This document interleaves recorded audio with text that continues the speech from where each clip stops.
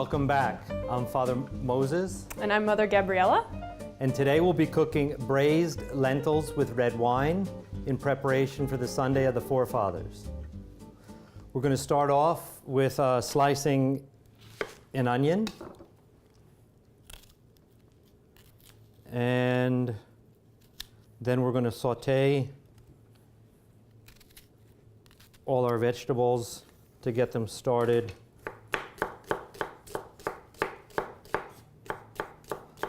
He's so fast. Here, let me get those out of the way for you. Thank you. So you're aiming for like a rough chop? Is that what that, like just pretty? Yeah, rough? the dish we're Nice. making today is a fairly rustic dish, so nothing fancy, just flavorful. Very good. And you already peeled that carrot, right? Yes, carrots Okay. peeled. And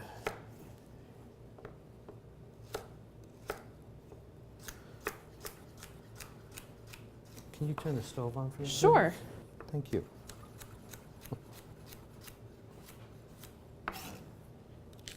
On high? So yes, please. So we've got an onion, a carrot, 2 stalks of celery, which we're going to saute off in about a half a cup of olive oil. Would you like me to add the olive oil or not yet? Yes, would you please? Just cover the bottom? Yep.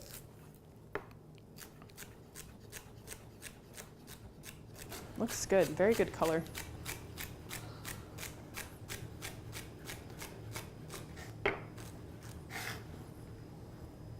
Okay. Looks great. Do you want me to bring the pot over? Yeah, why don't you do that, please? Okay. It's a little hot. Let me grab.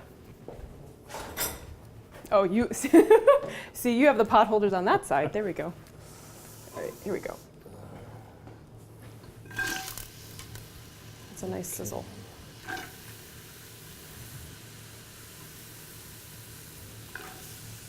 Thank you. Uh-huh. All right, we're going to add about 6 cloves of chopped garlic.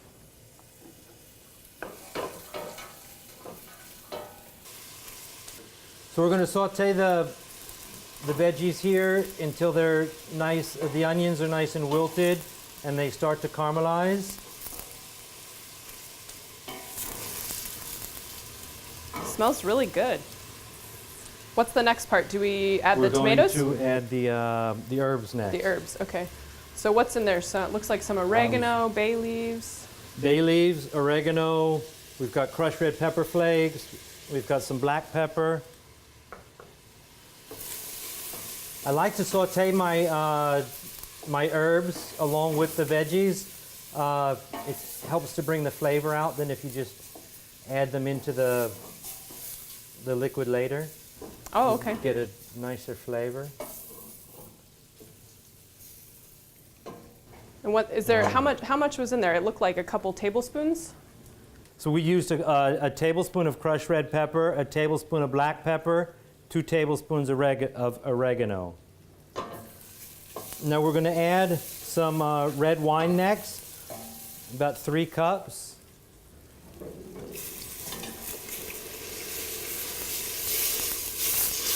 I'm going to add that to the pan when it's nice and hot. We're going to let that boil off and reduce in order to concentrate its flavor.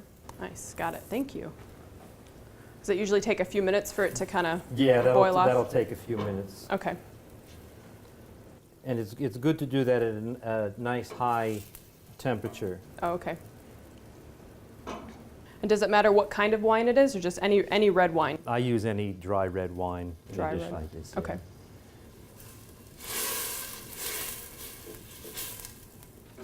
It's gonna be good. That's one of the best parts. Wine and oil on the weekends. Oh. Yes.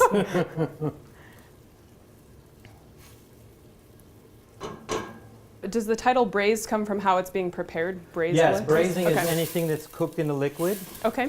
The lentils will stew or braise in the red wine. We're going to Okay. add some tomato and some vegetable broth to it Okay. and let it all come together. We got about two cans of crushed whole tomatoes.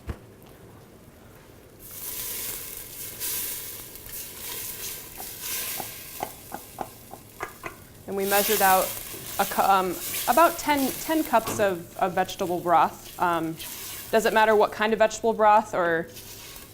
Nope. Nope. Anything vegetarian? Anything? Okay. There you go. Thank you. Sorry.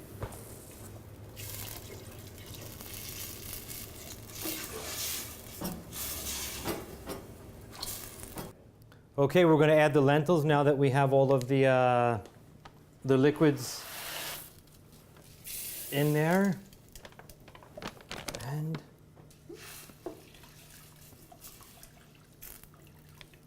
we're ready to let it go. Smells way too good to be a fasting season in here. How's it going, Mother and Father? Pretty Going good. good. What do we got going on here? Some braised lentils. I can hardly wait. Right in the middle of the Phillips fast here. We're fixing all of the good stuff for this season. Especially And for Sunday. what's this Sunday coming up? It's the Sunday of the Forefathers. Okay. You got your sermon ready? Well, you never know what calendar you're working That's on. right. So. But for me, I am getting ready. The Sunday of the Holy Forefathers, really particular Sunday indeed.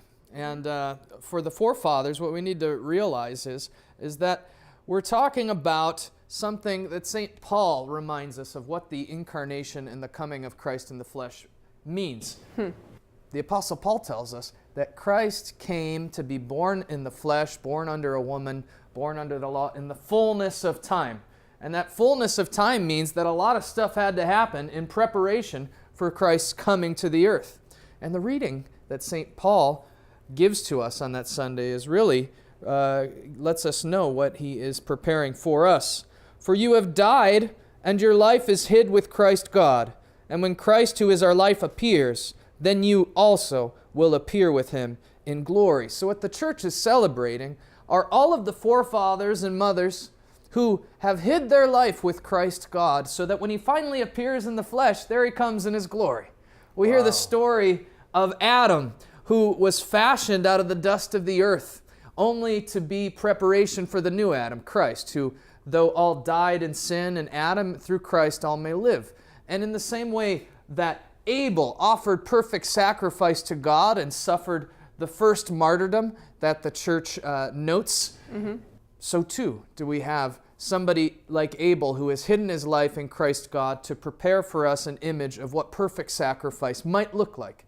In the same way that Moses led his people from the injustice and tyranny and death of Pharaoh and the Egyptians unto new life in the promised land, so too does Christ, the new Moses, bring the church from death to new life through his cross, death, and resurrection in the flesh. And so too does David, who provides both the script and the psalm. Ambrose tells us that it was David's obligation to burst into song at all moments in his life, and he himself wrote the Psalter, composing hymns to God. That becomes Christ's words. It's the word that Christ quotes the most in the New Testament. And so too, David's own flesh, his own house, is the one from whom Christ will spring forth. And from the house of David, we have the lineage of Mary and Joseph, who brings about Christ. So these are people whose lives have been hidden in the gentle preparation for Christ our God, just as these lentils are hidden and buried in this nice pot. And speaking of the fullness of time, I think it's time to make ourselves full. Would you? All right. Amen. Let's have some lunch. Great. You have some pasta? Oh, sure. I can hardly wait.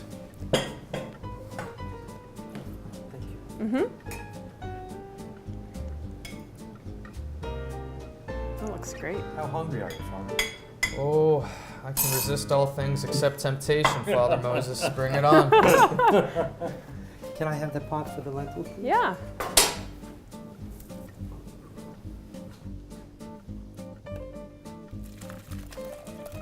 Looks fantastic.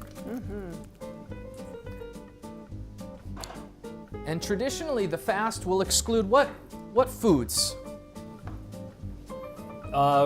First off, we start with giving up all animal products. And this is animal product free. That's right. No So meat. no meat, no eggs, dairy, no dairy. eggs. So But being it's a Sunday, we get our olive oil and our wine. So, So- the lentils were braised in the red wine, and here we go. don't Give it a mind if taste. I do. This is the stuff dreams are made of. Here's the real test. Give it my seal of approval. Oh, Gabrielle, good. you gotta try this. All Go right. for it. Thanks. I guess it's hard-earned. Just like our salvation hard won, Very good. so too with just the effort of chopping your onions, chopping your carrots, throwing it all together under the tutelage of Father Moses, you can have this too. Be sure to watch our final episode of the Phillips Fast shows next week as we prepare for the Sunday of the Ancestors of Christ.